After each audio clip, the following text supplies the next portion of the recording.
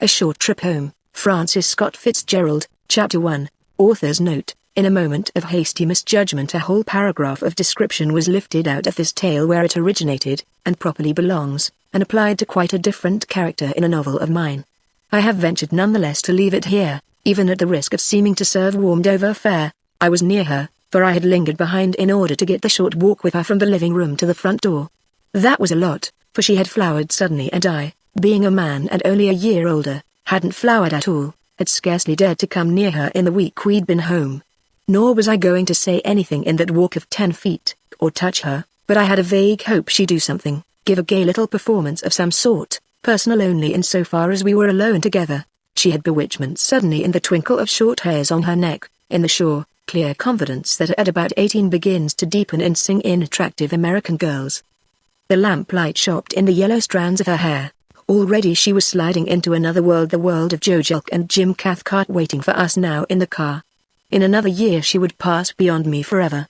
As I waited, feeling the others outside in the snowy night, feeling the excitement of Christmas week and the excitement of Ellen here, blooming away, filling the room with sex appeal, a wretched phrase to express a quality that isn't like that at all. A maid came in from the dining room, spoke to Ellen quietly and handed her a note.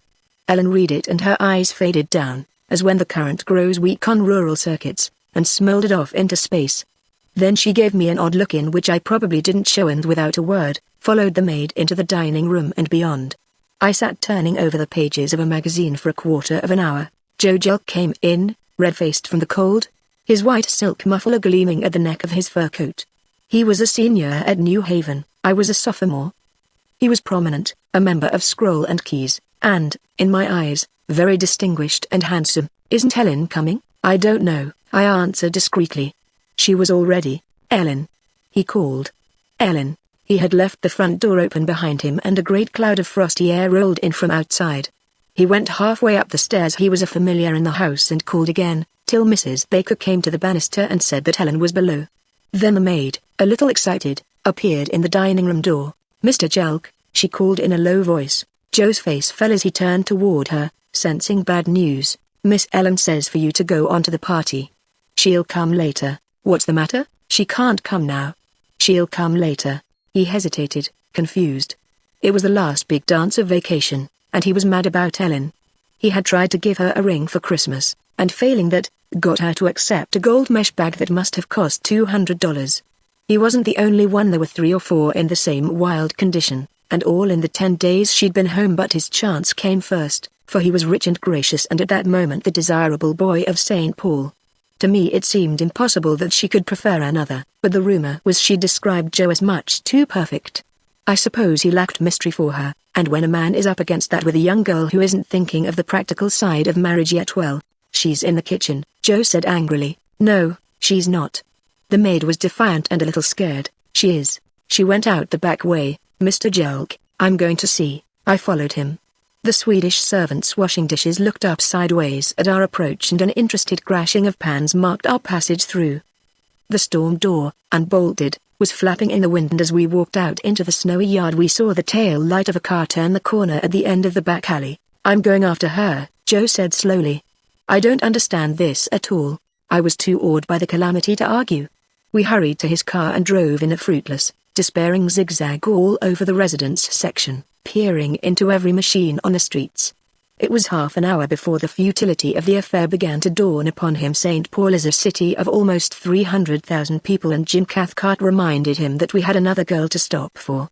Like a wounded animal he sank into a melancholy mass of fur in the corner, from which position he jerked upright every few minutes and waved himself backward and forward a little in protest and despair. Jim's girl was ready and impatient, but after what had happened her impatience didn't seem important. She looked lovely though. That's one thing about Christmas vacation: the excitement of growth and change and adventure in foreign parts, transforming the people you've known all your life. Joe Jelk was polite to her in a daze. He indulged in one burst of short, loud, harsh laughter by way of conversation, and we drove to the hotel. The chauffeur approached it on the wrong side, the side on which the line of cars was not putting forth guests, and because of that we came suddenly upon Ellen Baker just getting out of a small coupe. Even before we came to a stop, Joe Jelk had jumped excitedly from the car. Ellen turned toward us, a faintly distracted look, perhaps of surprise, but certainly not of alarm in her face. In fact, She didn't seem very aware of us. Joe approached her with a stern, dignified, injured and, I thought, just exactly correct reproof in his expression. I followed. Seated in the coupe he had not dismounted to help Ellen out was a hard thin-faced man of about 35 with an air of being scarred, and a slight sinister smile. His eyes were a sort of taunt to the whole human family. They were the eyes of an animal, sleepy and quiescent in the presence of another species. They were helpless yet brutal, unhopeful yet confident. It was as if they felt themselves powerless to originate activity, but infinitely capable of profiting by a single gesture of weakness in another. Vaguely I placed him as one of the sort of men whom I had been conscious of from my earliest youth as hanging around leaning with one elbow on the counters of tobacco stores, watching, through heaven knows what small chink of the mind, the people who hurried in and out.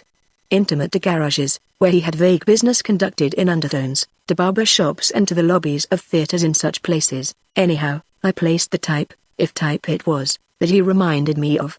Sometimes his face bobbed up in one of Tad's more savage cartoons, and I had always from earliest boyhood thrown a nervous glance toward the dim borderland where he stood, and seen him watching me and despising me. Once, in a dream, he had taken a few steps toward me, jerking his head back and muttering, "Say, kid," in what was intended to be a reassuring voice, and I had broken for the door in terror. This was that sort of man. Joe and Ellen faced each other silently. She seemed, as I have said, to be in a daze. It was cold, but she didn't notice that her coat had blown open. Joe reached out and pulled it together, and automatically she clutched it with her hand. Suddenly the man in the coupe, who had been watching them silently, laughed. It was a bare laugh, done with the breath, just a noisy jerk of the head, but it was an insult if I had ever heard one, definite and not to be passed over. I wasn't surprised when Joe, who was quick-tempered, turned to him angrily and said, "What's your trouble?" The man waited a moment, his eyes shifting and yet staring, and always seeing. Then he laughed again in the same way. Ellen stirred uneasily. "Who is this?" Joe's voice trembled with annoyance. "Look out now," said the man slowly. Joe turned to me. "Eddie, take Ellen and Catherine in, will you?" he said quickly. "Ellen, go with Eddie, look out now," the man repeated. Ellen made a little sound with her tongue and teeth, but she didn't resist when I took her arm and moved her toward the side door of the hotel. It struck me as odd that she should be so helpless, even to the point of acquiescing by her silence in this imminent trouble. "Let it go, Joe," I called back over my shoulder. "Come inside." Ellen, pulling against my arm, hurried us on. As we were caught up into the swinging doors I had the impression that the man was getting out of his coupe. 10 minutes later, as I waited for the girls outside the women's dressing room, Joe Jelk and Jim Cathcart stepped out of the elevator.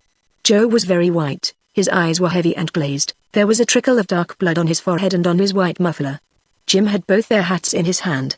He hit Joe with brass knuckles, Jim said in a low voice. Joe was out cold for a minute or so. "I wish you'd send a bellboy for some witch hazel and court plaster." It was late and the hall was deserted. Brassy fragments of the dance below reached us as if heavy curtains were being blown aside and dropping back into place. When Ellen came out I took her directly downstairs. We avoided the receiving line and went into a dim room set with scraggly hotel palms where couples sometimes sat out during the dance. There I told her what had happened. It was Joe's own fault, she said, surprisingly. I told him not to interfere. This wasn't true. She had said nothing, only uttered one curious little click of impatience. "You ran out the back door and disappeared for almost an hour," I protested. "Then you turned up with a hard-looking customer who laughed in Joe's face." "A hard-looking customer," she repeated, as if tasting the sound of the words. "Well, wasn't he? Where on earth did you get hold of him, Ellen?" "On the train," she answered. Immediately she seemed to regret this admission. "You'd better stay out of things that aren't your business, Eddie. You see what happened to Joe?" Literally I gasped. To watch her, seated beside me, immaculately glowing, her body giving off wave after wave of freshness and delicacy, and to hear her talk like that. "But that man's a thug," I cried. "No girl could be safe with him. He used brass knuckles on Joe." "Brass knuckles, is that pretty bad?" She asked this as she might have asked such a question a few years ago. She looked at me at last and really wanted an answer. For a moment it was as if she were trying to recapture an attitude that had almost departed. Then she hardened again. I say hardened, for I began to notice that when she was concerned with this man her eyelids fell a little, shutting everything else out of view. That was a moment I might have said something, I suppose, but in spite of everything, I couldn't light into her. I was too much under the spell of her beauty and its success. I even began to find excuses for her. Perhaps that man wasn't what he appeared to be, or perhaps more romantically she was involved with him against her will to shield someone else. At this point people began to drift into the room and come up to speak to us. We couldn't talk anymore, so we went in and bowed to the chaperones. Then I gave her up to the bright restless sea of the dance, where she moved in an eddy of her own among the pleasant islands of colored favors set out on tables and the south winds from the brasses moaning across the hall.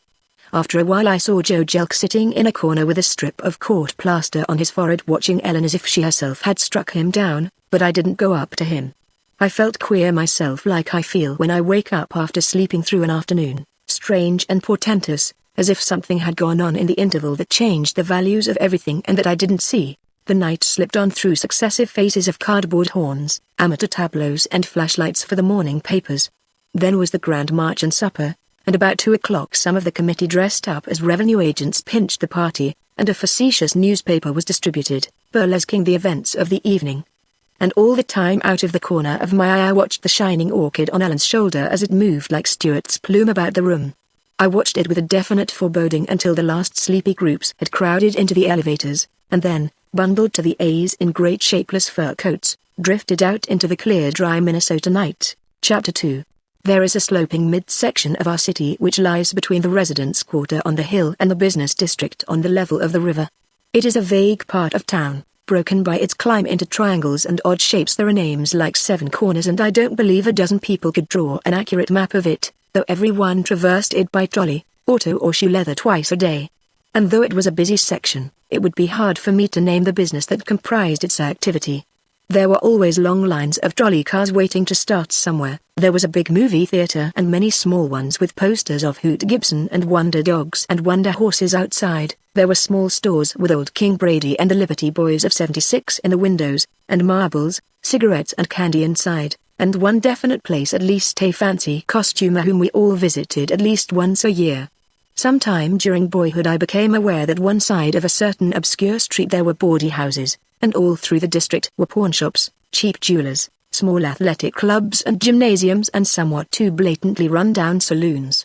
The morning after the cotillion club party, I woke up late and lazy, with the happy feeling that for a day or two more there was no chapel, no classes, nothing to do but wait for another party tonight. It was crisp and bright, one of those days when you forget how cold it is until your cheek freezes and the events of the evening before seem dim and far away.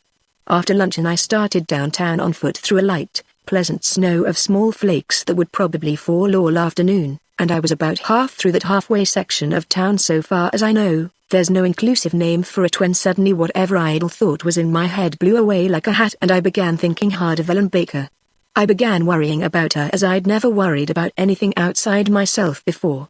I began to loiter, with an instinct to go up on the hill again and find her and talk to her. Then I remembered that she was at a tea, and I went on again, but still thinking of her, and harder than ever. Right then the affair opened up again. It was snowing, I said, and it was 4 o'clock on a December afternoon, when there is a promise of darkness in the air and the street lamps are just going on. I passed a combination pool parlor and restaurant, with a stove loaded with hot dogs in the window, and a few loungers hanging around the door. The lights were on inside, not bright lights but just a few pale yellow high up on the ceiling, and the glow they threw out into the frosty dusk wasn't bright enough to tempt you to stare inside. As I went past, thinking hard of Ellen all this time, I took in the quartet of loafers out of the corner of my eye. I hadn't gone half a dozen steps down the street when one of them called to me, not by name but in a way clearly intended for my ear. I thought it was a tribute to my raccoon coat and paid no attention, but a moment later whoever it was called to me again in a peremptory voice. I was annoyed and turned around. There, standing in the group not 10 feet away and looking at me with the half sneer on his face with which he'd looked at Joe Jelk, was the scarred, thin-faced man of the night before. He had on a black fancy-cut coat, buttoned up to his neck as if he were cold. His hands were deep in his pockets and he wore a derby and high-button shoes. I was startled, and for a moment I hesitated, but I was most of all angry, and knowing that I was quicker with my hands than Joe Jelk, I took a tentative step back toward him. The other men weren't looking at me. I don't think they saw me at all, but I knew that this one recognized me. There was nothing casual about his look, no mistake. Here I am. What are you going to do about it? His eyes seemed to say. I took another step toward him and he laughed soundlessly, but with active contempt, and drew back into the group. I followed. I was going to speak to him. I wasn't sure what I was going to say, but when I came up he had either changed his mind and backed off, or else he wanted me to follow him inside, for he had slipped off and the three men watched my intent approach without curiosity. They were the same kind, sporty, but, unlike him, smooth rather than truculent. I didn't find any personal malice in their collective glance. "Did he go inside?" I asked. They looked at one another in that cagey way. A wink passed between them, and after a perceptible pause, one said, "Who go inside? I don't know his name." There was another wink. Annoyed and determined, I walked past them and into the pool room. There were a few people at a lunch counter along one side and a few more playing billiards, but he was not among them. Again I hesitated. If his idea was to lead me into any blind part of the establishment, there were some half-open doors further back. I wanted more support. I went up to the man at the desk. "What became of the fellow who just walked in here? Was he on his guard immediately, or was that my imagination?" "What fellow?" "Thin-faced derby hat. How long ago?" "Oh, a minute." He shook his head again. "Didn't see him," he said. I waited. The three men from outside had come in and were lined up beside me at the counter. I felt that all of them were looking at me in a peculiar way. Feeling helpless and increasingly uneasy, I turned suddenly and went out. A little way down the street I turned again and took a good look at the place, so I'd know it and could find it again. On the next corner I broke impulsively into a run, found a taxicab in front of the hotel and drove back up the hill. Ellen wasn't home. Mrs. Baker came downstairs and talked to me. She seemed entirely cheerful and proud of Ellen's beauty, and ignorant of anything being amiss or of anything unusual having taken place the night before. She was glad that vacation was almost over. It was a strain and Ellen wasn't very strong. Then she said something that relieved my mind enormously. She was glad that I had come in, for of course Ellen would want to see me, and the time was so short. She was going back at 8:30 tonight. "Tonight?" I exclaimed. "I thought it was the day after tomorrow." "She's going to visit the Brokers in Chicago," Mrs. Baker said. "They want her for some party. We just decided it today. She's leaving with the Ingersoll girls tonight." I was so glad I could barely restrain myself from shaking her hand. Ellen was safe. It had been nothing all along but a moment of the most casual adventure. I felt like an idiot, but I realized how much I cared about Ellen and how little I could endure anything terrible happening to her. "She'll be in soon, any minute now." "She just phoned from the university club. I said I'd be over later. I lived almost next door and I wanted to be alone." Outside I remembered I didn't have a key, so I started up the baker's driveway to take the old cut we used in childhood through the intervening yard. It was still snowing, but the flakes were bigger now against the darkness, and trying to locate the buried walk I noticed that the baker's back door was ajar. I scarcely know why I turned and walked into that kitchen. There was a time when I would have known the baker's servants by name. That wasn't true now, but they knew me, and I was aware of a sudden suspension as I came in, not only a suspension of talk but of some mood or expectation that had filled them. They began to go to work too quickly. They made unnecessary movements and clamor, those three. The parlor maid looked at me in a frightened way and I suddenly guessed she was waiting to deliver another message. I beckoned her into the pantry. "I know all about this," I said. "It's a very serious business. Shall I go to Mrs. Baker now, or will you shut and lock that back door?" "Don't tell Mrs. Baker, Mr. Stinson, then I don't want Miss Ellen disturbed. If she is, and if she is, I'll know of it." I delivered some outrageous threat about going to all the employment agencies and seeing she never got another job in the city. She was thoroughly intimidated when I went out. It wasn't a minute before the back door was locked and bolted behind me. Simultaneously I heard a big car drive up in front, chains crunching on the soft snow. It was bringing Ellen home, and I went in to say goodbye.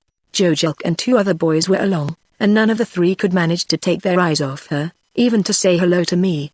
She had one of those exquisite rose skins frequent in our part of the country, and beautiful until the little veins begin to break at about 40. Now, flushed with the cold, it was a riot of lovely delicate pinks like many carnations. She and Joe had reached some sort of reconciliation, or at least he was too far gone in love to remember last night, but I saw that though she laughed a lot, she wasn't really paying any attention to him or any of them. She wanted them to go, so that there'd be a message from the kitchen, but I knew that the message wasn't coming, that she was safe. There was talk of the pump and slipper dance at New Haven and of the Princeton prom, and then, in various moods, we four left and separated quickly outside.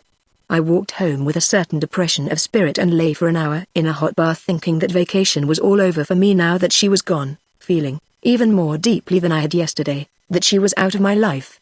And something eluded me, some one more thing to do, something that I had lost amid the events of the afternoon, promising myself to go back and pick it up, only to find that it had escaped me. I associated it vaguely with Mrs. Baker, and now I seemed to recall that it had poked up its head somewhere in the stream of conversation with her. In my relief about Ellen, I had forgotten to ask her a question regarding something she had said. The Brokaws, that was it, where Ellen was to visit. I knew Bill Brokaw well, he was in my class at Yale. Then I remembered and sat bolt upright in the tub. The Brokaws weren't in Chicago this Christmas. They were at Palm Beach. Dripping, I sprang out of the tub, threw an insufficient union suit around my shoulders and sprang for the phone in my room. I got the connection quick, but Miss Ellen had already started for the train. Luckily our car was in, and while I squirmed, still damp, into my clothes, the chauffeur brought it around to the door. The night was cold and dry, and we made good time to the station through the hard, crusty snow. I felt queer and insecure starting out this way, but somehow more confident as the station loomed up bright and new against the dark, cold air. For 50 years my family had owned the land on which it was built, and that made my temerity seem all right somehow.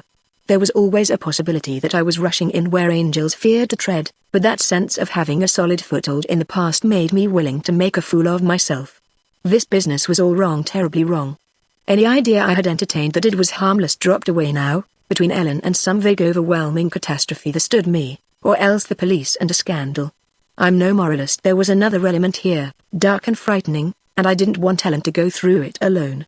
There are 3 competing trains from St. Paul to Chicago that all leave within a few minutes of 8:30. Hers was the Burlington, and as I ran across the station I saw the grating being pulled over and the light above it go out. I knew, though, that she had a drawing room with the Ingersoll girls, because her mother had mentioned buying the ticket, so she was, literally speaking, tucked in until tomorrow. The C.M. and Street P. gate was down at the other end, and I raced for it and made it.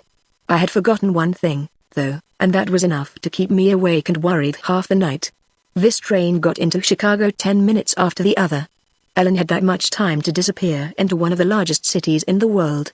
I gave the porter a wire to my family to send from Milwaukee, and at 8 o'clock next morning I pushed violently by a whole line of passengers, clambering over their bags parked in the vestibule, and shot out of the door with a sort of scramble over the porter's back.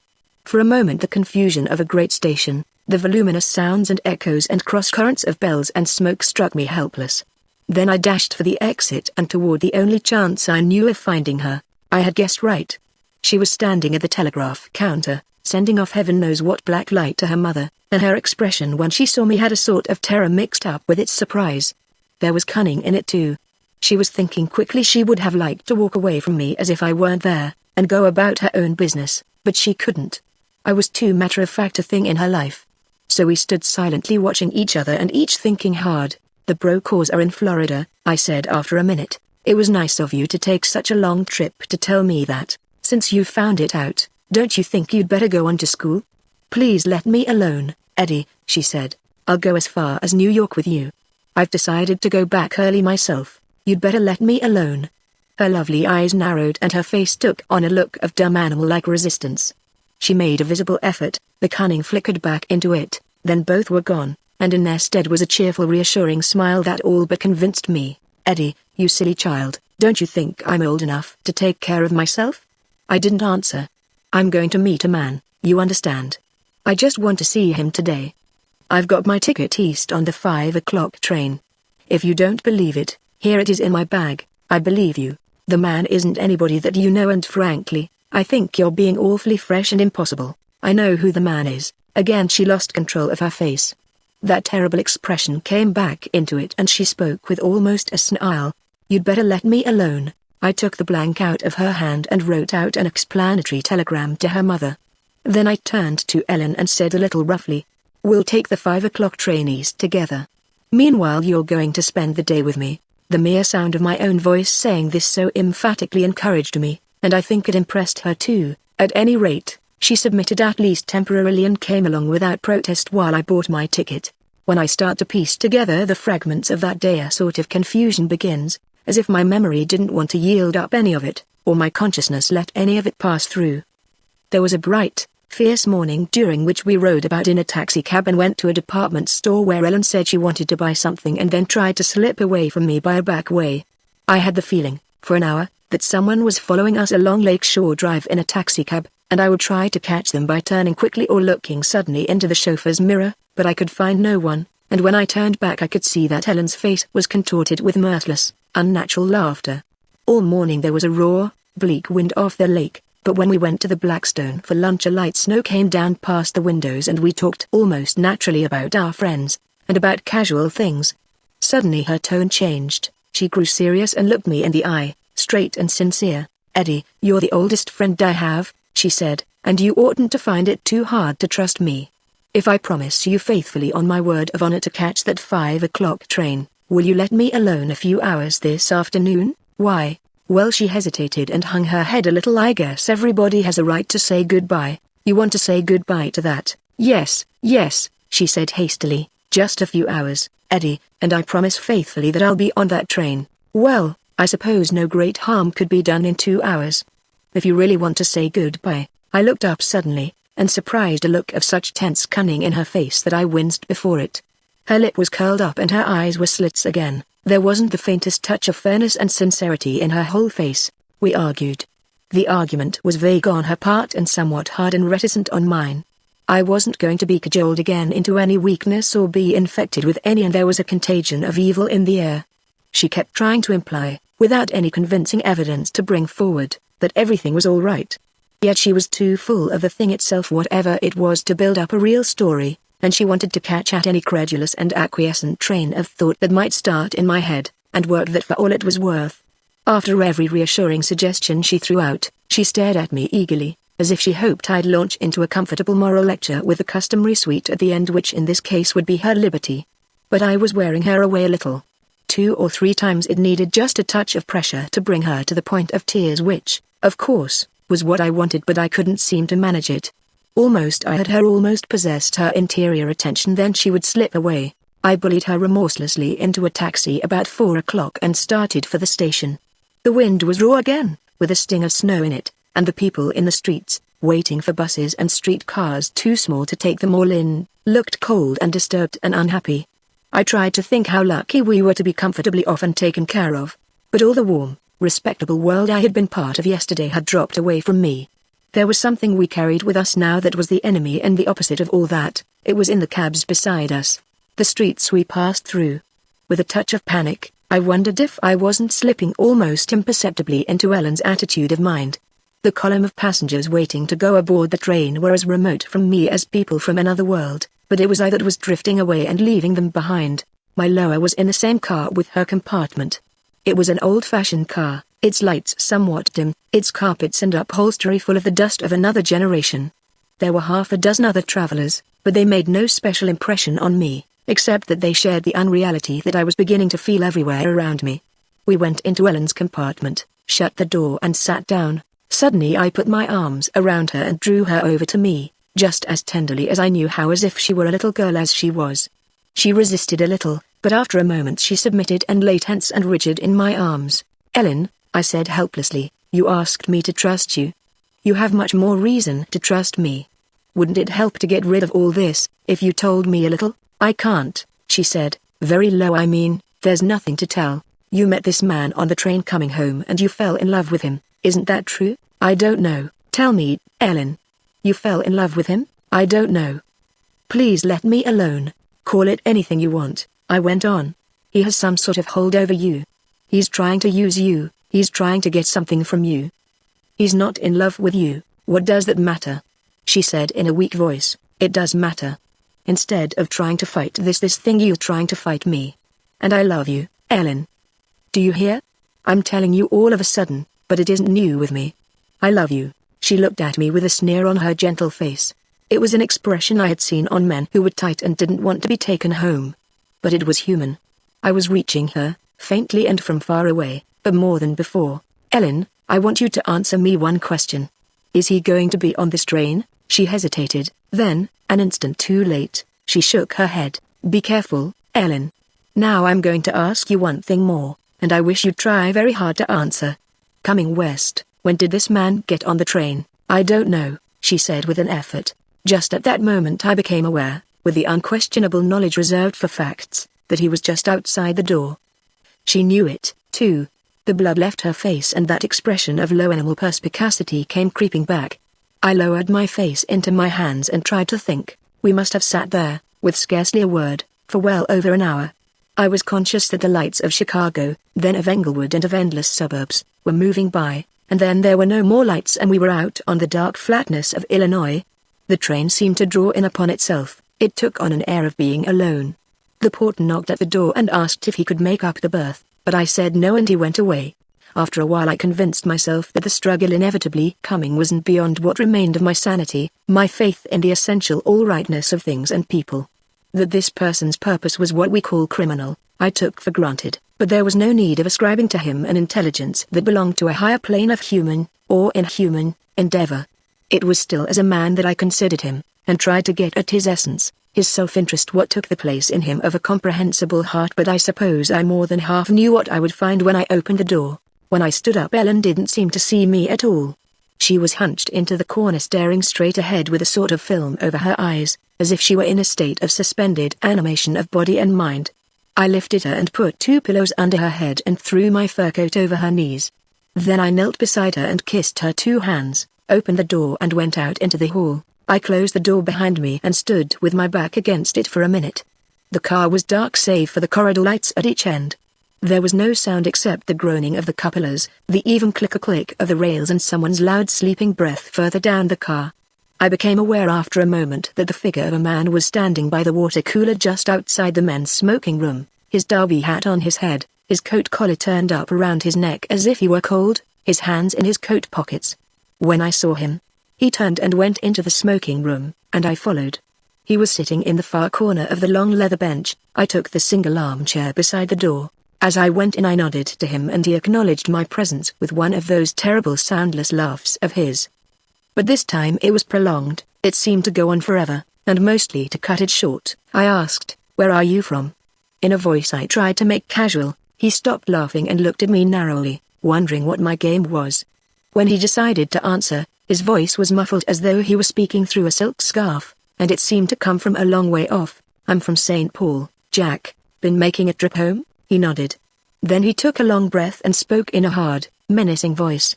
"You better get off at Fort Wayne, Jack." He was dead.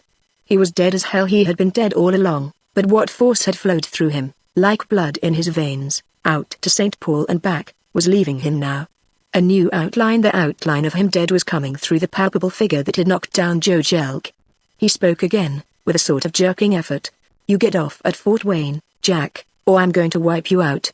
He moved his hand in his coat pocket and showed me the outline of a revolver. I shook my head. "You can't touch me," I answered. "You see, I know." His terrible eyes shifted over me quickly, trying to determine whether or not I did know.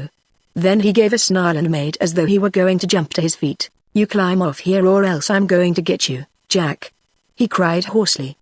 The train was slowing up for Fort Wayne and his voice rang loud in the comparative quiet, but he didn't move from his chair. He was too weak, I think, and we sat staring at each other while workmen passed up and down outside the window banging the brakes and wheels, and the engine gave out loud mournful pants up ahead.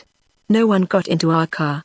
After a while the porter closed the vestibule door and passed back along the corridor, and we slid out of the murky yellow station light and into the long darkness. What I remember next must have extended over a space of 5 or 6 hours, though it comes back to me as something without any existence in time, something that might have taken 5 minutes or a year. There began a slow, calculated assault on me, wordless and terrible. I felt what I can only call a strangeness stealing over me, akin to the strangeness I had felt all afternoon, but deeper and more intensified. It was like nothing so much as the sensation of drifting away, and I gripped the arms of the chair convulsively, as if to hang on to a piece in the living world. Sometimes I felt myself going out with a rush. There would be almost a warm relief about it, a sense of not caring. Then, with a violent wrench of the will, I'd pull myself back into the room. Suddenly I realized that from a while back I had stopped hating him, stopped feeling violently alien to him, and with the realization, I went cold and sweat broke out all over my head. He was getting around my abhorrence, as he had got around Ellen coming west on the train, and it was just that strength he drew from preying on people that had brought him up to the point of concrete violence in St. Paul, and that, fading and flickering out, still kept him fighting now. He must have seen that faltering in my heart, for he spoke at once, in a low, even, almost gentle voice. "You better go now." "Oh, I'm not going," I forced myself to say. "Suit yourself, Jack. He was my friend, he implied. He knew how it was with me and he wanted to help. He pitied me. I'd better go away before it was too late. The rhythm of his attack was soothing as a song. I'd better go away and let him get a tellin'. With a little cry I sat bolt upright. "What do you want of this girl?" I said, my voice shaking. To make a sort of walking hell of her. His glance held a quality of dumb surprise, as if I were punishing an animal for a fault of which he was not conscious. For an instant I faltered, then I went on blindly. "You've lost her, she's put her trust in me." His countenance went suddenly black with evil, and he cried, "You're a liar." In a voice that was like cold hands, "She trusts me," I said. "You can't touch her. She's safe." He controlled himself. His face grew bland, and I felt that curious weakness and indifference begin again inside me. What was the use of all this? What was the use? "You haven't got much time left," I forced myself to say, and then, in a flash of intuition, I jumped at the truth. "You died, or you were killed, not far from here." Then I saw what I had not seen before, that his forehead was drilled with a small round hole like a larger picture nail leaves when it's pulled from a plaster wall. "And now you're sinking. You've only got a few hours. The trip home is over." His face contorted, lost all semblance of humanity, living or dead. Simultaneously the room was full of cold air, and with a noise that was something between a paroxysm of coughing and a burst of horrible laughter, he was on his feet, reeking of shame and blasphemy. "Come and look," he cried. "I'll show you." He took a step toward me, then another, and it was exactly as if a door stood open behind him, a door yawning out to an inconceivable abyss of darkness and corruption.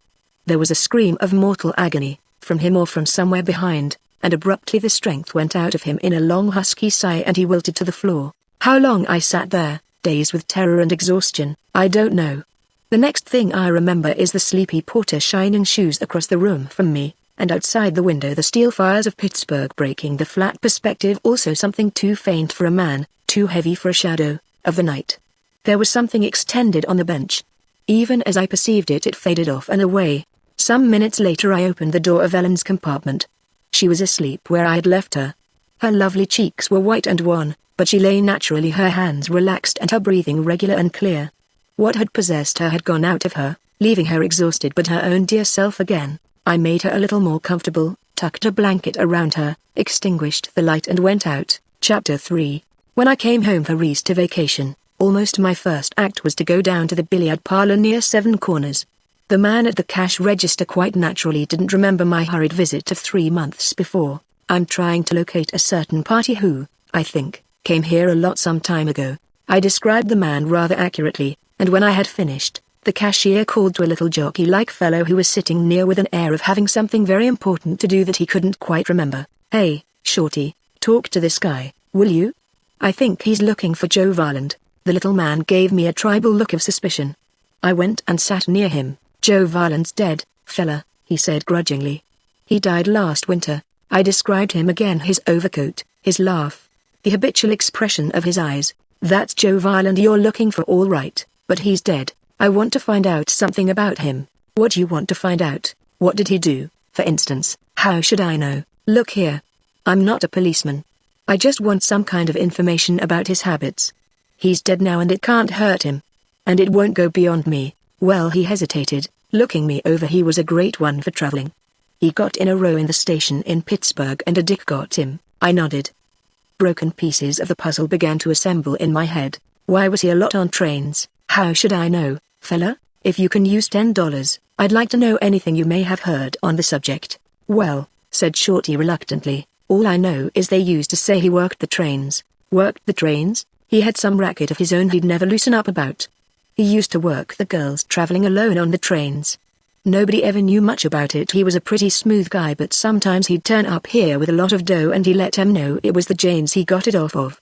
I thanked him and gave him the $10 and went out, very thoughtful, without mentioning that part of Joe Varland had made a last trip home. Ellen wasn't west for Easter, and even if she had been I wouldn't have gone to her with the information, either. At least I've seen her almost every day this summer and we've managed to talk about everything else. Sometimes, though, she gets silent about nothing and wants to be very close to me, and I know what's in her mind. Of course she's coming out this fall, and I have 2 more years at New Haven. Still, things don't look so impossible as they did a few months ago. She belongs to me in a way. Even if I lose her, she belongs to me. Who knows? Anyhow, I'll always be the